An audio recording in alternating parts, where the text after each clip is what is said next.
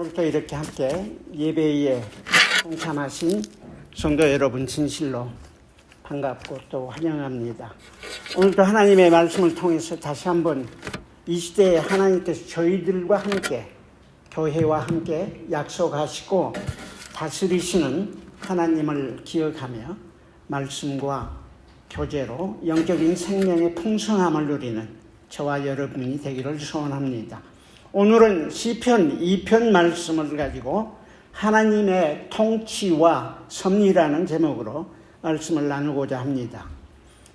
우리가 너무 잘 알고 많이 들어왔듯이 하나님은 우주 만물을 창조하시고 보이는 자연 세계뿐만 아니라 보이지 않는 영적 세계도 우리가 다 알지 못하지만 어마어마한 영적인 세계도 창조하시고 또 인도하시고 특별히 우리를 하나님의 형상대로 빚으시고 교제할 수 있는 특권을 허락하신 아버지께서 그리스도 안에서 저와 여러분을 구원해 주시고 우리에게 구원자가 되시고 왕이 되시고 주님이 되심을 다시 한번 감사드리며 그 주님을 우리가 이 시간도 찬양하고 예배합니다.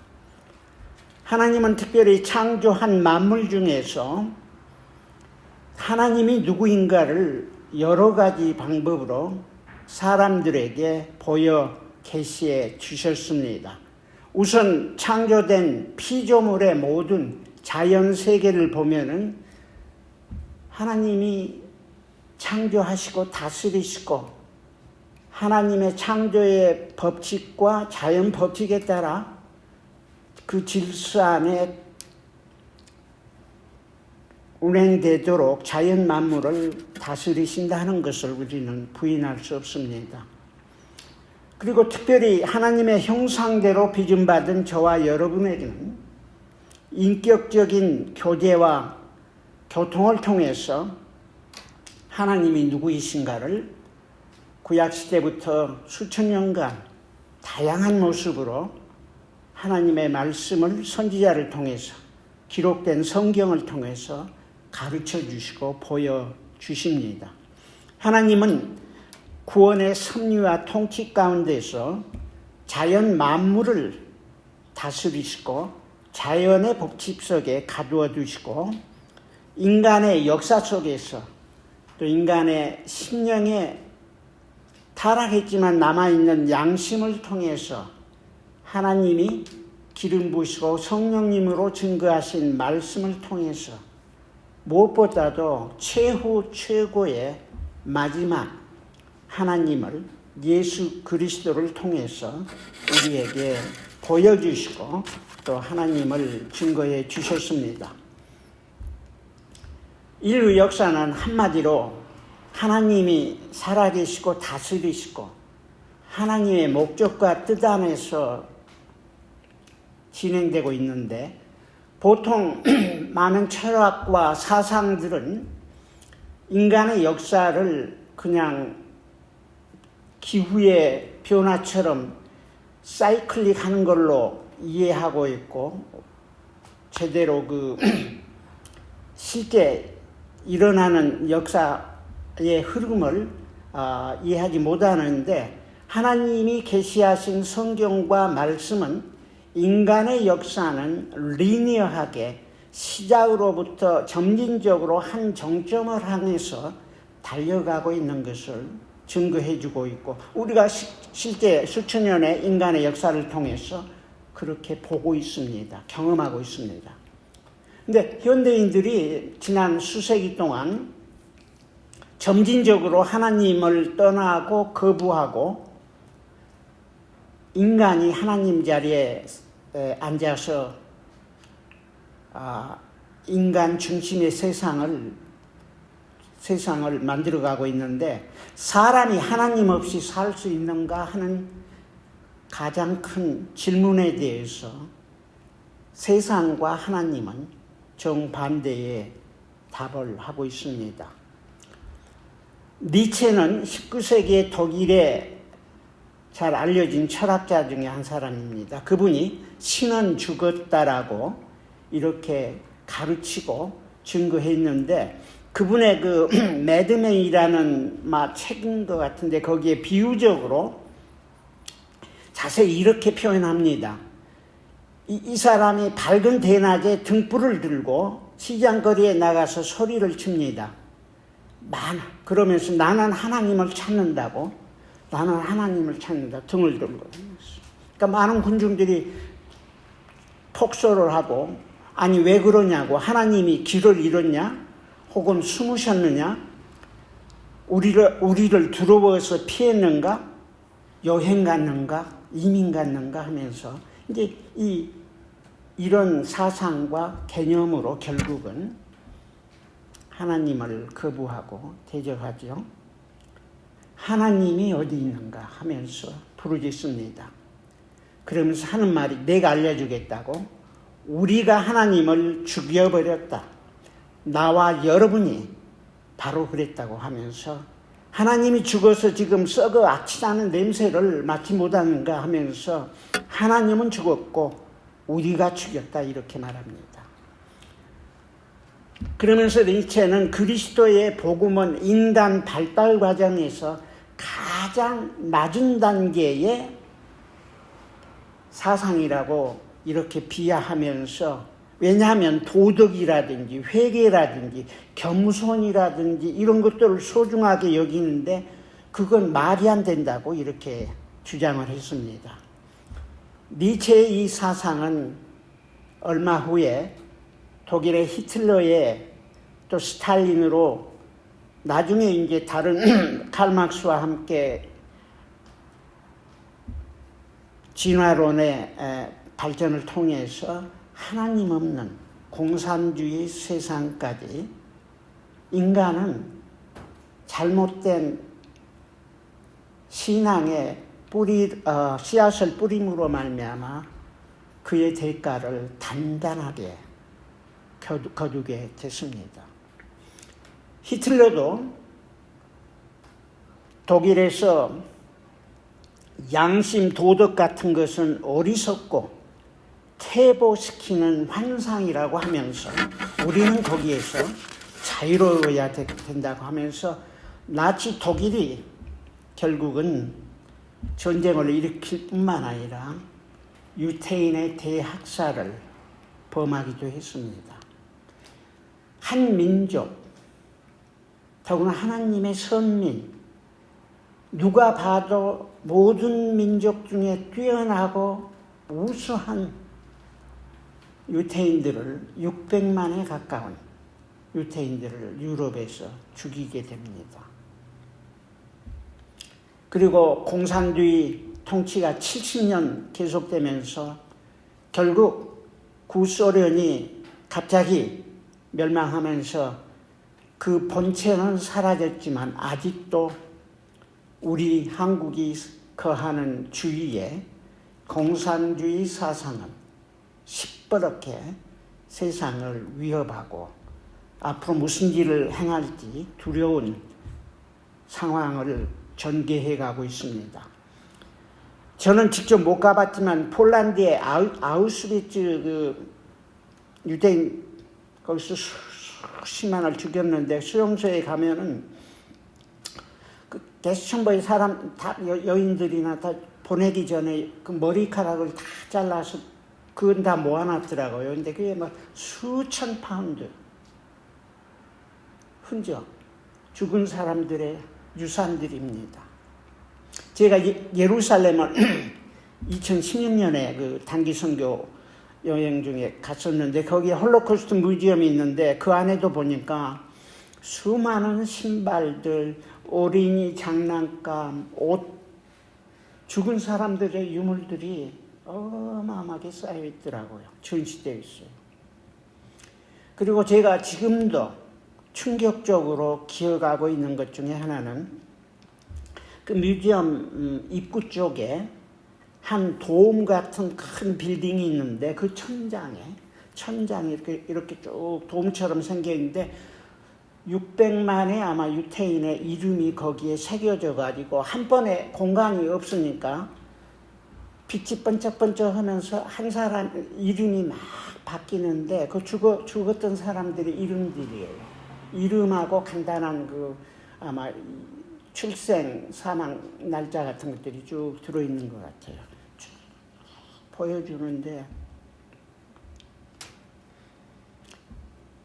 마치 하늘 궁창에서 희생된 사람들의 이름이 캄캄한 밤중에 반짝이는 것처럼 쭉 반짝이는데 그 조상들의 그것을 당한 후손들의 마음에 영원히 잊어서는 안 되겠다 하는 상징적인 기념물이기도 했습니다. Why? 어떻게 이런 일이, 누가 감히 이런 일을 할 수 있단 말인가?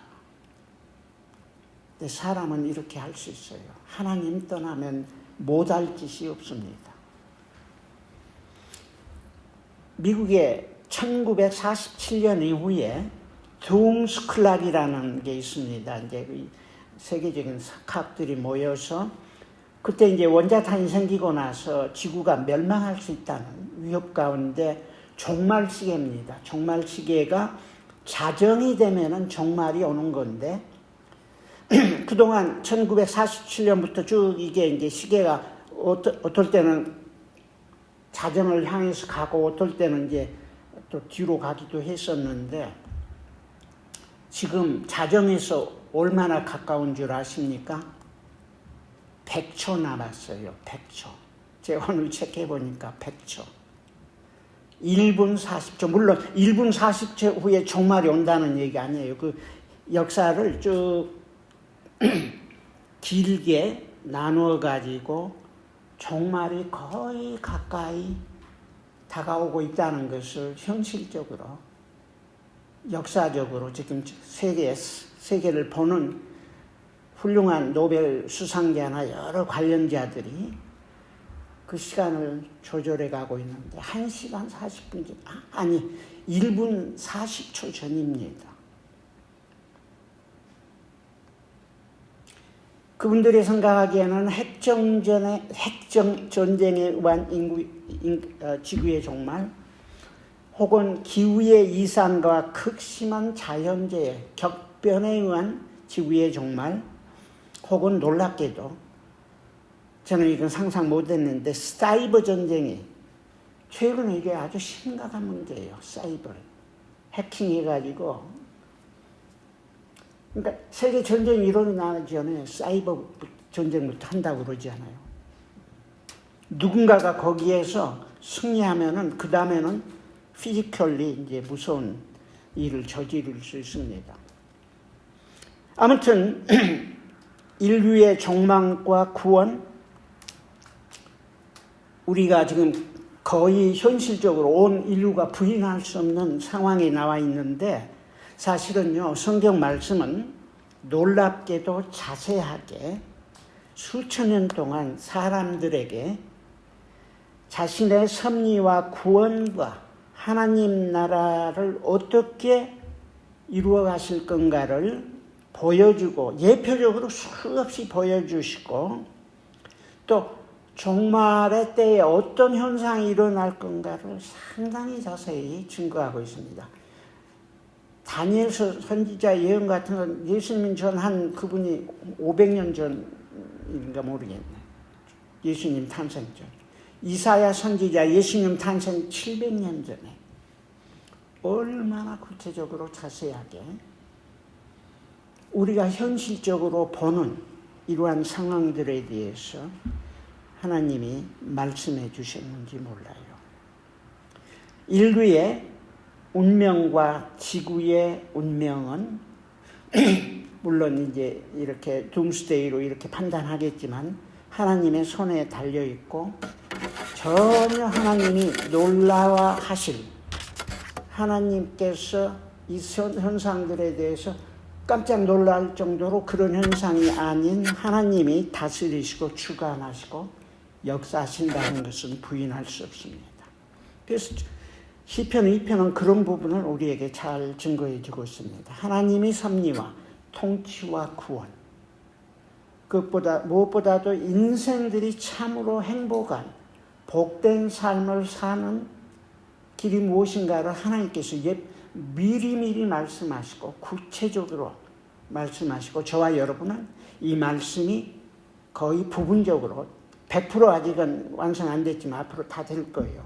많은 부분이 성취되었음을 부인할 수 없습니다. 근데 지금 아까 17세기, 18세기, 19세기부터 이렇게 조금씩 하나님을 거부하고 대적하고 의심하고 하나님을 결국 사망 선고까지 내리는 이런 사상의 철학의 그 마음의 씨앗들을 뿌려가지고 그 열매를 지금 20세기부터 21세기에 단단하게 너무 많이 비참하게 열매를 거뒀는데 이 본문 말씀을 보면은요 너무너무 생생하게 그 시대도 아마 그랬겠지만 지금 봐도 시편 2편은 이 시대를 향한 백성들에게 하나님께서 지금도 말씀하시는 살아있는 그대로 적용되는 말씀이기도 합니다. 앞부분은 하나님을 대적하는 자에 대해서 말씀하고 있는데 어찌하여 열방은 전 세계지요. 분노하며 민족들이 다양한 모든 민족들이 허사를 경영하는 것. 세상의 군왕들, 정치 지도자들이 나서서 또 관원들까지 서로 잔꾀를 부리면서 여호와와 그의 기름 부은 자, 기름 부음을 받은 자 메시아거든요.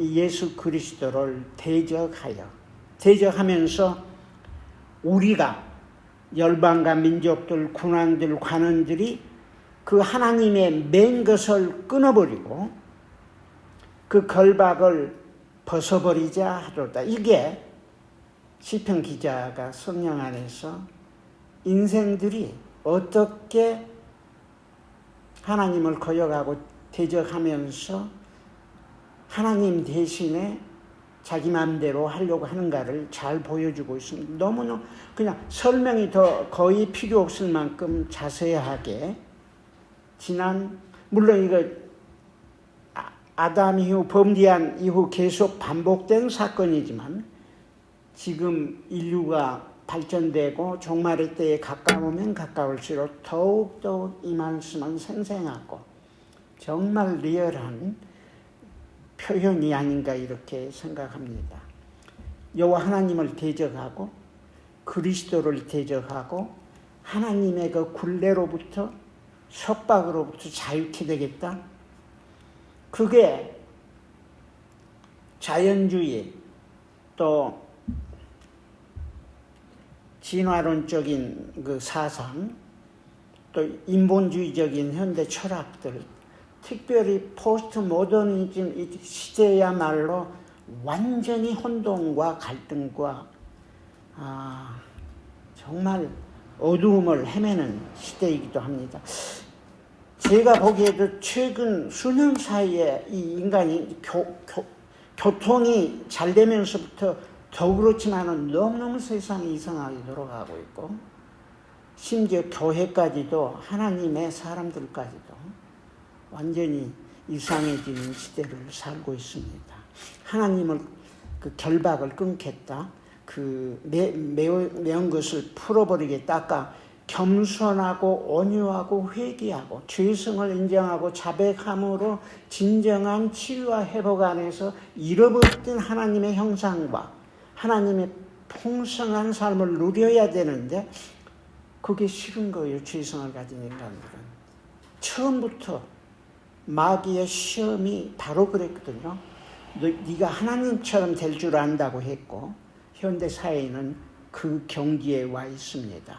시편 다른 곳에는 악인은 그 교만한 얼굴로 말하기를 여호와께서 이 불의 악행을 감찰치 아니하신다. 그리고 그 모든 사상에 하나님이 없다 그랬어요. 하나님 없으면 인간이 모든 걸 다 할 수 있습니다. 그리고 과학이 발달하고 문명의 이가 발달하면 발달할수록 더욱더욱 무지막지한 일도 할 수 있어요. 2차 대전 때 실제 그랬고 앞으로는 더 큰 일을 무시무시한 일을 저지를 수 있어요. 어리석은 자는 그 마음에 이르기를 하나님이 없다. 내 뼈를 기르는 것 같이 내 대적이 나를 비방하여 늘 말하기를 네 하나님이 어디 있느냐. 이게 3000년 전에도 그랬고 지금도. 그때는 아주 발악이었지만 지금은 이것이 완전히 꽃을 피우고 열매를 맺혀서 완전히 전 세계를 지배하는 시대를 살고 있습니다. 여기에 하나님의 반응이 4절부터 나옵니다. 하늘에 계신 하나님이 웃으시며 그랬어요. 주께서 저희를 비웃으시리로다. 이게 하나님이 이런 표현은 성경에 많지 않아요. 여기 아주 대표적인데, 그러면서 그때에 하나님이 이제 분을 발하시며 진노하사 저희를 놀래며 이르기를 내가 나의 왕을 내 거룩한 시온에 세웠다 하리로다. 하나님의 왕이요 하나님이시면서 하나님의 아들로 오신 메시아이신 예수님, 그분은 저와 여러분의 왕이요 저와 여러분의 주님이십니다.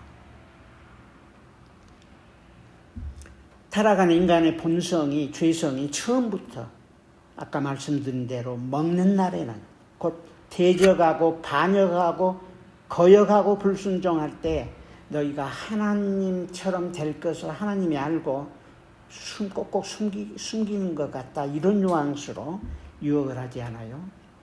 먹어버려 하고 거역하게. 하나님은 모든 것을 창조하실 때 때를 따라 아름답게 하셨고, 특별히 사람에게는 영원을 사모하는 마음을 주셨다 그랬어요. 저와 여러분은 사람이 세상 것으로 저희 영혼에 하나님께서 만들 때부터 만들어주신 그 공간, 영적인 공간은 이건 세상 것으로 결코 채울 수 없고, 오직 영혼을 사모하고 하나님이 주시는 그 생명을 누릴 때만이 만족할 수 있는 그런 인생으로 하나님의 형상대로 하나님이 창조하셨어요. 하나님이 우리의 심령 안에 성령님으로 찾아와 채워주시기 전에는 우리는 결코 영적인 갈급함과 심령의 만족과 온전한 기쁨과 삶의 목적과 의미도 누릴 수 없습니다. 공허하고 불행한 인생들이에요. 문화적으로 몇 년 전에 그 포브스라는 유명한 잡지 있잖아요. 그게 한 150주년 기념 그 출판에 Why we are unhappy 하는 게 제목이었어요. 몇 년 전 얘기예요. 인류가 왜 이렇게 행복하지 못하는가. 또 타임즈에는 더구나 몇 년 전인데, 현대 사회가 가장 문명의가 발달하고 교제하고 교통하고 뭐 별게 다 지금 다 유리한 이런 문화와 문명의 이기 속에서 특혜를 누리면서 사는데, 지구상의 인간이 생존해 온 수천 년의 역사 가운데서 현대인처럼 지구상에서 외로운 사람은 없다라고 결론 내리고 있어요. We are so lonely. 하나님 떠난, 하나님 거부한 인생들의 삶을. 그리고 인간은 사람이 자기 자신이 하나님의 자리에 앉기를 원했고, 온갖 거짓과 교만으로 얼룩진 사람의 심령들이 결국은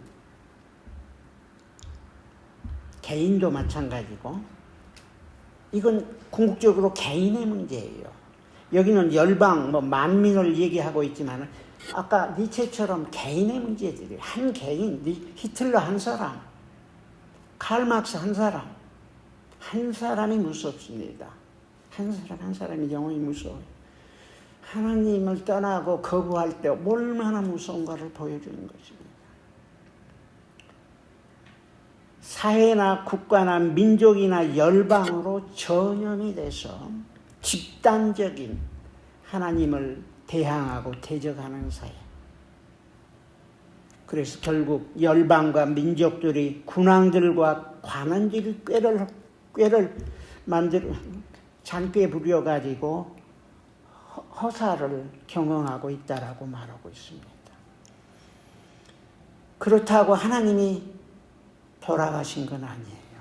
하나님이 멀쩡하게 다스리시고 살아계시고 하나님의 구원의 섭리와 은혜를 따라 세상에서 가장 비참하고 그 인간의 어떤 수단과 방법과 툴로도 거듭나고 구원받을 수 없는 사람들이 극적으로 예수 그리스도의 십자가의 보혈과 회개와 통일을 통해서 성령님이 임하실 때 누리는, 그리고 회복하고 치료하는 일을 통해서 하나님은 지금도 알았지, 보았지, I am well alive. 역사는 말씀대로 진행되고 있고, 사실은 요한계시록 보면 한때 무서웠거든요. 근데 제가 처음에 예수 믿고 요한복음 봤을 때 되게 감을 잡았어요. 이게 요한이 본 환상이 너무 세상에 없는 거예요. 그 당시에 전혀 상상할 수 없는 것들인데, 요한이 그냥 자기 본 걸 like, as like, 뭐처럼 보인다고 이렇게 쭉 했는데, 지금 보면은 다 지금 만들어 놓은 무기의 모습으로 아마 저는 이해가 되기도 합니다. 하나님이 통치하십니다. 자연도 통치하시고 인간도 역사를 통해서 구원의 섭리를 이루어 가시는데, 자연은 하나님이 자연의 법칙 안에, 자연은 자유의지가 없어요. 자연 만물. 그래서 자연의 법칙에 갇혀 있습니다. 그래서 우리가 자연은 아니지만 그 자연의 법칙 아래 살아가는 인생이 자연의 법칙을 거역하면은 사고 나고 잘못하면 파괴되고 생명을 잃고, 그렇지 않아요? 자연의 법칙은 이거 하나님이 딱 말씀으로 붙잡고 있는 거예요. 창조의 섭리 안에 하나님의 말씀은 영적인 법칙도 마찬가지입니다. 영적인 법칙을 거역할 때 영물인 저와 여러분은 하나님과의 관계가 단절되고 영적인 죽음을 경험하고, 본래 하나님께서 창조하실 때 보시기에 심히 좋았더라. 그런 인생들, 자연 만물까지도 타락하고 부패해 오고 있습니다. 그래서 성경의 죄는요, 죄라는 단어의 오리지널 미닝은 미스터 마크예요. 타겟 있죠. 타겟 보면 이렇게 타겟 스테어 보면 이렇게 마크 있죠. 활이나 뭐 총 쏠 때 마크. 그 마크예요. 이렇게 화살을 쫙 쏘았는데 내 눈에는 맞힐 것 같아 쏘았는데 못 맞히고 완전히 빗나가 버리는 게 이게 미스터 마크. 죄 때문에. 영적인 눈이 육신의 눈으로 바뀌어가지고 마귀의 시험과 유혹에 넘어가서 아무리 인간이 노력해도 마크를 맞힐 수 없는 거예요. 표적에서 빗나가 버린 것입니다. 그 표적은 바로 하나님의 선하시고 기뻐하시고 온전하신 뜻 안에서 하나님의 형상을 닮아 빚은 저와 여러분이 누리게 돼 하나님 나라, 마음에 이루어진 하나님 나라, 가정 안에 이루어진 하나님 나라, 교회 안에 이루어지는 하나님 나라, 그 하나님 나라가 빛과 소금으로 세상 가운데서 열방을 향해서 만 백성, 만민, 모든 선에게까지 증거될 날이 온다고 그랬는데 지금 거의 다 증거됐습니다. 기회는 다 주어졌어요. 근데 인류의 역사는 끊임없이 하나님을 대적했습니다.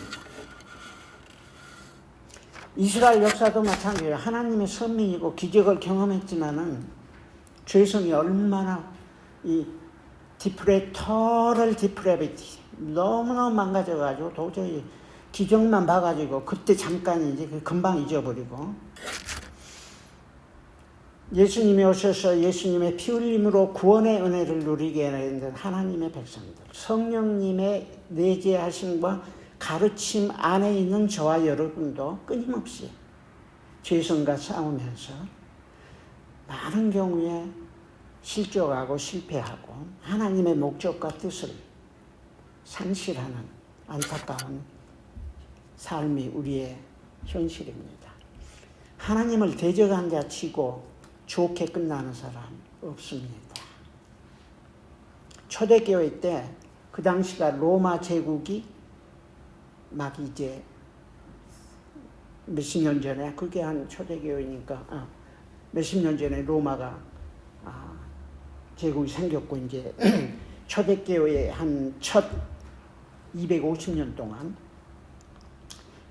황제들이 교회를 성도들을 너무 핍박했는데 그 250년 동안 12번의 그 황제들이 아주 지독하게 교회를 핍박하고 박멸했습니다.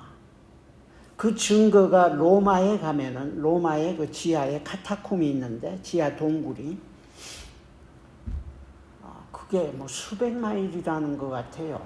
지금 정확한 넘버는 뭐 그냥 구글 찾으면 그냥 나오는데 그리고 그 해골이 한 500만에서 600만 정도 해골이 그 안에 들어있더라고요.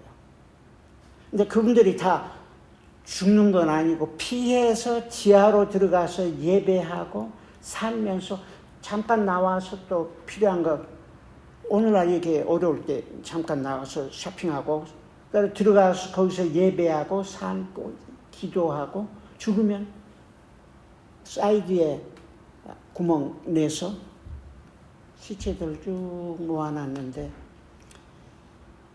250년 동안 그 가운데도 성령은 교회를 보호하시고 지켜주셨습니다.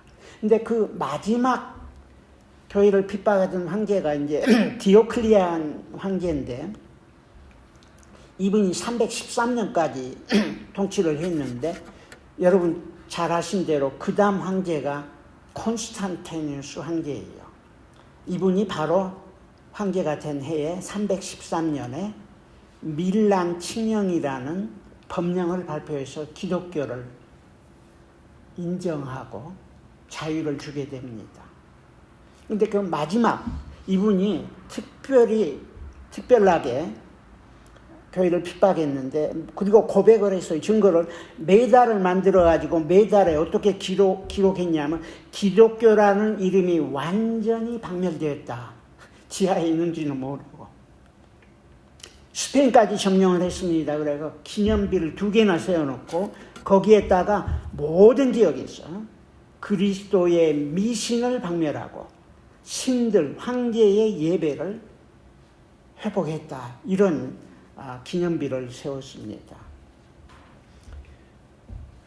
초대교회 시대 로마 황제 30명의 그 마지막 죽음에 대한 기록이 자세히 나왔는데 제가 너무 자세해서 시간이 없어서 기록을 안 했습니다만 정말 비참하게 다 죽었어요.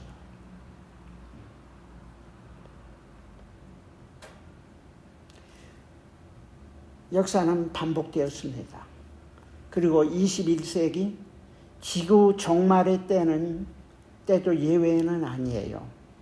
하나님을 더욱더 대적하고 부인하고 그런 국가와 권력과 세계는 하나님이 결국 징계하시고 심판하시고 그 사건은 주님이 다시 오실 때까지 반복되는데 주님이 오실 때가 가까워지면 더울수록 핍박과 고난은 심해질 거고 하나님의 역사는 그 위에 더욱 강하게 나타날 것입니다.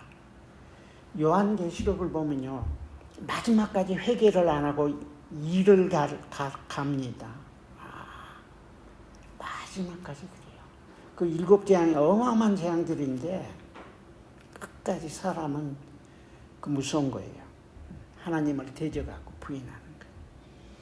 다니엘 선지자의 예언처럼, 이사야 선지자의 예언처럼 요한계시록의 그 구체적인 재림의 순간에 예수님이 마태복음 24장에 증거한 종말의 때 그 시대가 다가오고 있는 것 분명합니다. 그래서 본문은 그걸로 끝나지 않고 예수 그리스도와 구원의 문제를 제시하고 있습니다. 7절에 보니까 내가 영을 전하노라, 칙령이겠죠. 여호와께서 이르시되 너는 내 아들이라 오늘날 내가 너를 낳았도다. 이게 신약의 여러 군데 인용이 됩니다. 메시아예요. 메시아. 하나님의 아들로 하나님이 육신을 입고 이 땅에 오신 예수 그리스도 메시아를 주신다고 그랬어요. 내가 열방을 유업으로 주리니 하나님께 구하라고 그랬어요. 내가 열방을 유업으로 주리라. 그리고 네 소유가 땅끝까지 이르리라. 소유는 물질적인 소유보다는 하나님의 다스리심이겠죠. 열방이 복음으로 다스림을 받는 일이 땅끝까지 이르리라. 내가 그리고 그 내 아들이 철장으로 저희를 깨뜨리며 질그릇까지 부수리라. 이제 마지막 적그리스도의 최후의 멸망을 예표하는 표현들입니다. 그러므로 군왕들아 지혜를 얻으며 세상의 관원들아 교훈을 받을지어다. 사람에게 진정한 구원이 있고 적어도 지난 200년 동안, 크게 보면 한 300년 동안 사람이 뭘 할 수 있다고 가장 강하게 주장하고 실험했을 때 가장 비참하게 인류 역사에서 할 수 없다는 걸 보여준 거예요. 공산주의가 얼마나 많은 생명을 죽였습니까? 2차 대전도 히틀러가, 그리고 그 전부터 19세기부터 벌써 영적인 싸움이 교회 안에서 어마어마했어요. 신학적으로 하나님의 말씀에 대한 도전과.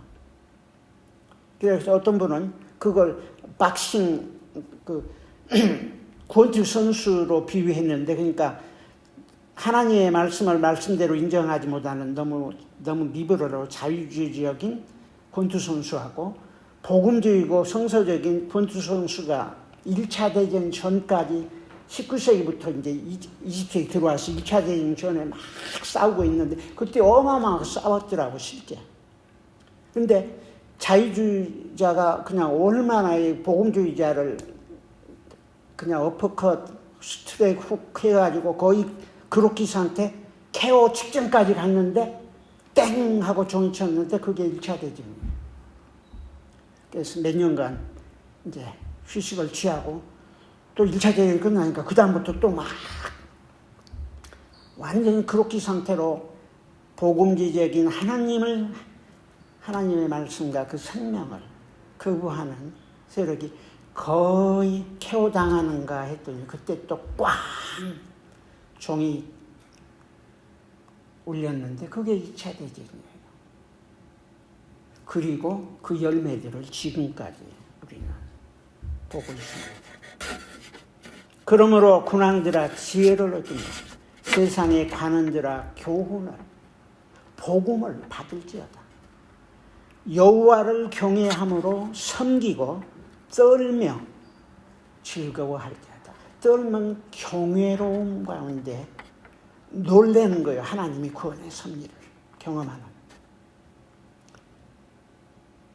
이 떨림은 경외함에서 우러나오는 떨림이요, 두려움이 아니기에 즐거워하는 것입니다.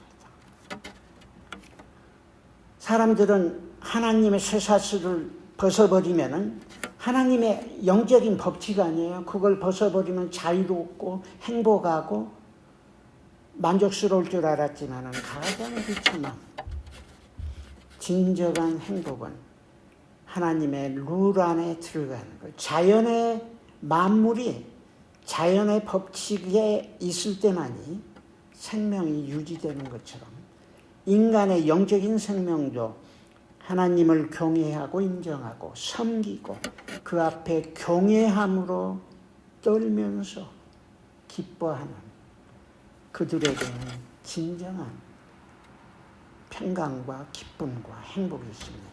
그래서 그 아들에게 입맞추라고 그랬어요. 그 표현이 아주 강합니다. 입맞춘단 말 오늘 키스인데 거기 역대상인가 보면은 그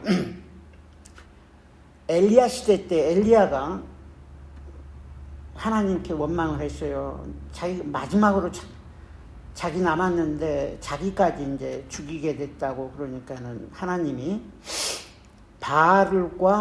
바알에게 굴복하지 않는 선지자 7,000명을 남겨놨다고 그랬는데 거기 이렇게 나옵니다.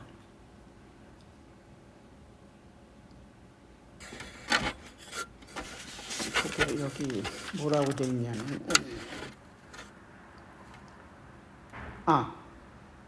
바알에게 무릎 꿇지 않고 바알에게 입맞추지 아니하는 7,000명을 남겨놨다고 그랬어요. 그러니까 입맞춘다는 말이 구약시대 무슨 의미인지 아시겠죠?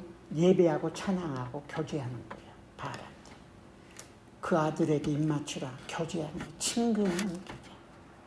그분은 메시아예요. 하나님의 여기 보니까 기름 부은 자였습니다. 나의 왕이에요. 하나님이 세우신 하나님의 왕. 그리고 하나님의 아들. 하나님이 육신을 입고 이 땅에 오셔서 하나님의 사랑과 은혜와 구원과 섭리를 보여주신 분이십니다. 그래서 하나님을 경외함으로 섬기고 떨고 두렵고 떨림으로 예배하고 즐거워하면서 구원과 회복을 누리며 하나님의 은혜 안에 거하는 삶, 이게 곧 복된 자의 삶이라고 고백하고 있습니다. 시편 1편에는 복된 자의 삶이 말씀 묵상하는 자라고 복된 자가 1절에 나오고 시편 2편에는 마지막 절에 복된 자의 삶을 증거하고 있습니다. 저와 여러분은 이 놀라운 초대한 있기에 이 말씀 가지고 주님과 함께 교제하며 개인의 문제예요. 1차적으로는 개인의 문제고 가족도 문제고 교회도 문제예요. 집단적으로. 그리고 세상도 문제입니다. 그래서 이 말씀 가지고 잠깐 기도하고 또 계속해서 예배 드리겠습니다. 자비로우신 아버지 하나님, 오늘도 귀한 말씀과 함께 하나님께서 어떻게 우주 만물을 창조하시고 다스리시고 운행하시며 섭리하시는가를 짧은 시편 말씀을 통해서 클리어하게 보여주시고 증거하심을 감사합니다. 오늘 말씀을 통해서 저희들 개개인에게 개인적으로 주님 앞에 전적으로 굴복하고 순복하며 주의 은혜와 사랑을 고백함으로 믿음으로 받아 누리며 그 약속을 누리게 도와주시고 복되고 아름다운 주님과 교제함으로 누리는 행복한 삶 살 수 있도록 역사하여 주시옵소서. 예수님의 이름으로 간절히 기도하옵나이다. 아멘.